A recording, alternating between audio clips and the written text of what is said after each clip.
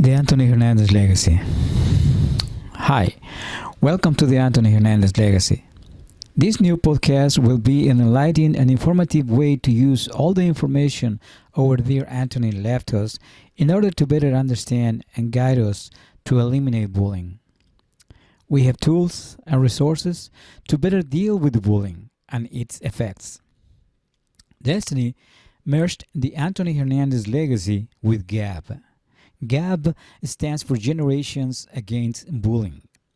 If I had only known about GAB before my son made his fatal decision, I might have had the right information and tools to perhaps show him there are alternatives, better ways to deal with the bullying.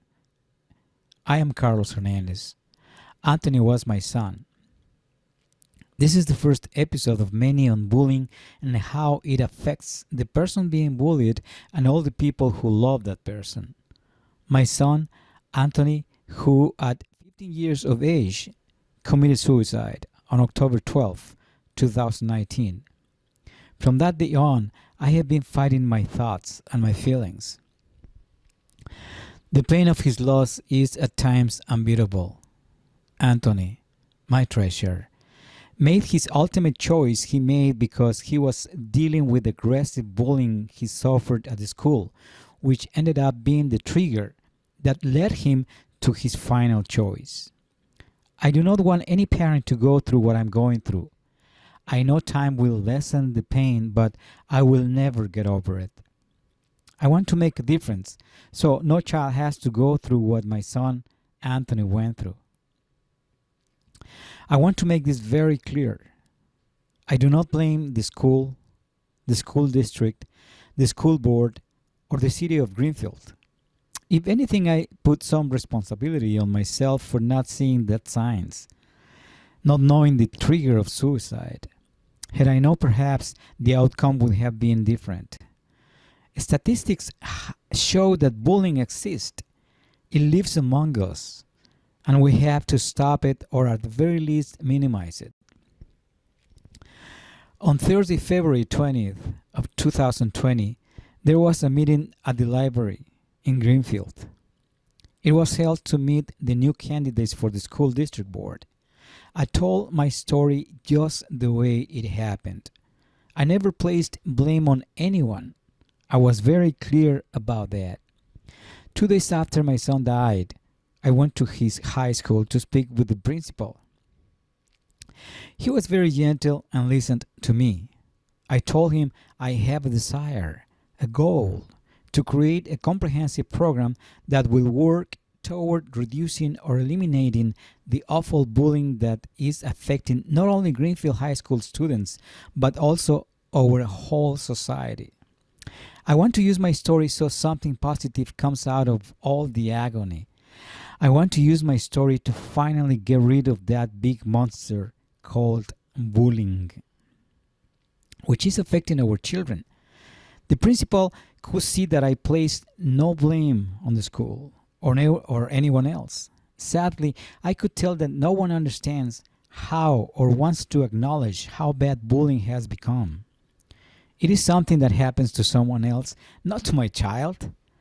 People who say, I suffered bullying when I was a kid, is no longer a child and is not experiencing at the school what our children are experiencing. The bullying of our generation was not as dangerous as it is now. The in-your-face bullying plus cyberbullying doubles the impact. Someone at the board meeting said, you cannot rely on the school to parent your child. And I agree. I'm the parent. But as long as my child is under the roof of the school, it is the school's responsibility to create and maintain a safe environment. A school should be a safe learning environment with rules and consequences for breaking those rules. United, we can finally do something to get rid of the bullying at all levels, not just in the schools. Bullying needs to disappear, go away completely. I know by standing united we can do something to help anyone in need, anyone who may be asking for help. For example, a friend of mine who lives in Chicago told me that her son didn't want to go to the school all of a sudden. She said her son is just being lazy. I suggested to her, based on my experience, to have a conversation with him and find out why he does not want to go to the school.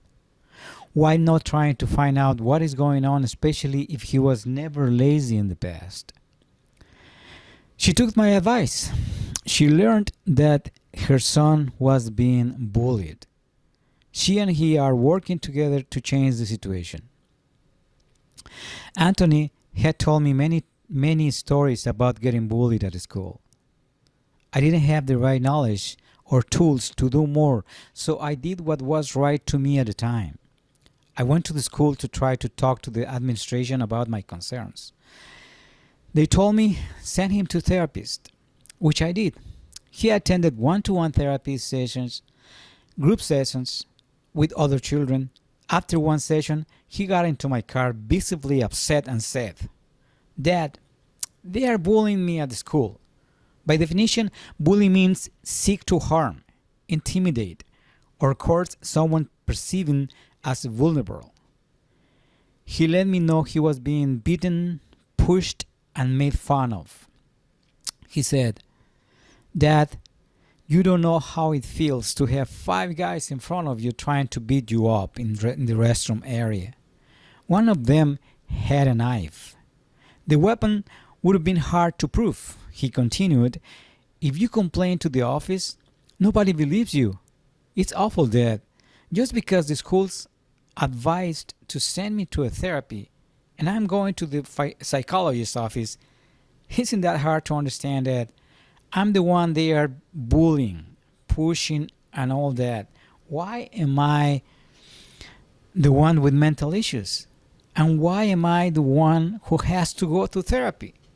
Are you serious, Dad? So I can bully anybody and there's nothing wrong with me. But when I'm the one getting bullied, I am the one with mental issues. It doesn't make sense." Anthony's experience got me thinking, do school counselors, psychologists, or administration really believe that the only one who needs help is the child on the receiving end of the bullying?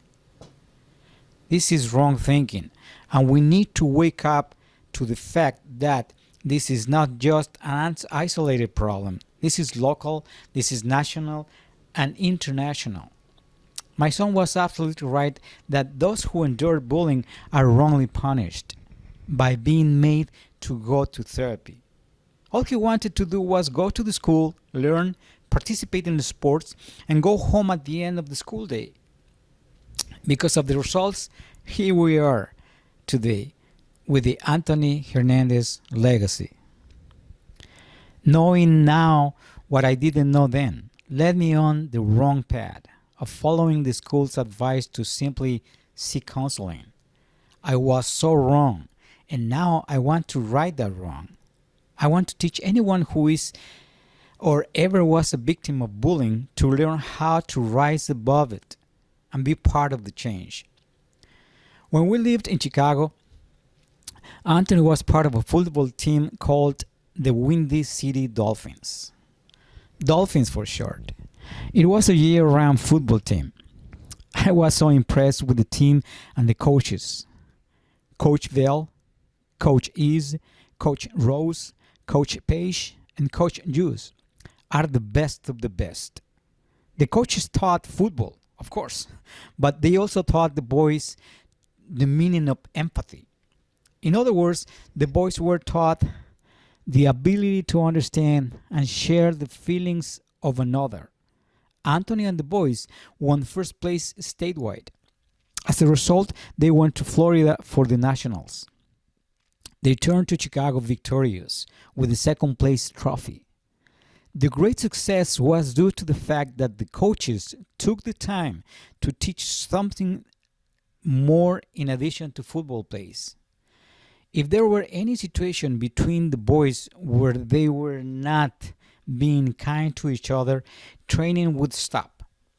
The players and coaches would talk it out. And only after everyone was on even ground again, friendly again, did they resume training. I saw this time and time.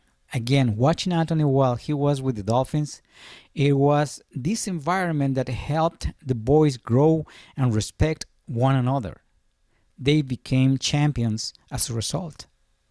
The experience of being with the Dolphins for 1 year was the happiest year of his teenage life. And I will thank the coaches for the rest of my life for the valuable gift of empathy. Denmark has a mandatory empathy classes. By putting yourself in the other person's shoes, you perhaps can understand them better. Being a teenager is hard enough. Being bullied a teenager is a torture. By trying to understand how someone else feels helps immensely. But what if you don't have any help at all? Don't know where to turn? What to do? Well, you do what I did and blindly follow the advice of the school by only sending my child to a therapist. Unfortunately, none of the sessions helped or were enough, and I didn't know why. I do now. Anthony's words still echo through my head. Is that right, Dad? Because they are bullying me, I'm the one with mental issues. Is that right, Dad? Denmark makes sure that all children are happy and in an emotionally happy place when classes start. If there is an issue, even a small one, classes are stopped until the issue is talked about and resolved. Everybody wins. I'm proud of Anthony. My son was a good person, inside and out. He was very handsome and giving. He put others first. But both Anthony and I needed to be better educated in how to handle the bullying he endured. Bullying does not happen within the walls of schools. It is on the playground, basketball court, baseball field, online, anywhere children gather. One of them think they are being strong. So let's pick on the weaker one. It doesn't matter if you're handsome, ugly, fat, or thin. You can still be bullied. You will still feel so alone and helpless. It has been my experience that when I've asked if the school have active programs against bullying, the response was always been, yes, we have guidelines, but there's no bullying in our schools, so we don't use them. The response forced a greater concern. The focus then focus into questions such as, when you do have to use your programs, are they successful? Do they produce positive results? If so, are there some concrete examples of those results? Do the children know there are always resources for them where they can safely get the help they need and not simply just sent to a therapist? The attendees of the board of directors meeting in Greenfield said little, and children who spoke up clearly said they never heard about anti-bullying program. That when they were being bullied and took the complaint to the office, they were oftentimes ignored and sent away. No one wanted to hear the word bullying. My concern is that schools around the world have the same mentality. I am proud to say that I am now an active member of GAP, Generations Against Bullying. I spoke at the school board meeting as a concerned parent, not as a GAP advocate. Now I am speaking up, and I want everybody to know that we are here for you. You have someone to turn to, someone who will listen. I invited you to be part of our Peer Ambassador, Upstander program, our version of Danish program that we hope will bring many positive results. I know it took me a long time to do this podcast, but at the beginning, everybody in my family was hurt. My wife, my daughter, my son's cousins, my son's uncles, everybody were really hurt. So that's why it took me so long for starting this podcast. But now here I am, part of GAP 2, Generations Against Bullying. And here we are for you. You have somebody to turn into. Anthony Hernandez's legacy.